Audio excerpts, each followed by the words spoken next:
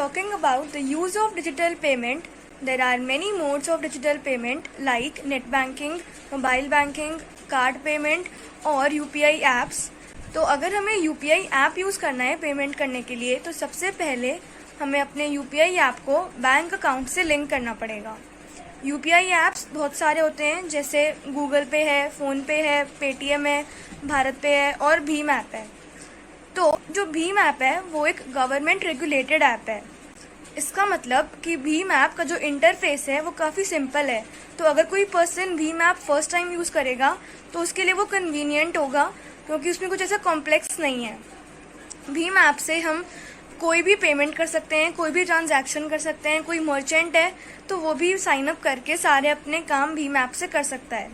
The first thing is, सबसे पहले हमें उसको अपने बैंक अकाउंट से लिंक करना है। अब जो भीम ऐप होता है उसका सबसे बड़ा एडवांटेज ये है कि उससे हम किसी को ऑफलाइन पेमेंट भी कर सकते हैं बाय कॉलिंग एट *99#। तो ऑफलाइन पेमेंट भी कर सकते हैं, और इवन अगर कोई पर्सन UPI ऐप्स यूज़ नहीं करता, उसको पेमेंट करनी है तो वो भी कर सकते हैं। अगर मेरे पास उस पर्सन का मोबाइल नंबर हो या फिर बैंक अकाउंट नंबर हो विद IFSC कोड। पर जो भीम ऐप होता है, भीम ऐप की एक लिमिट होती है। भीम ऐप से हम सिर्फ एक दिन में ₹40,000 की ही पेमेंट कर सकते हैं। अगर उससे ज़्यादा पेमेंट करनी है तो फिर हम नेट बैंकिंग का यूज़ करते हैं।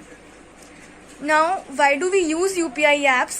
तो पहला रीज़न है कि काफ़ी फास्ट और कन्वीनियंट मेथड है। दूसरा रीज़न कि कोई ट्रांजैक्शन फ़ीस नहीं होती।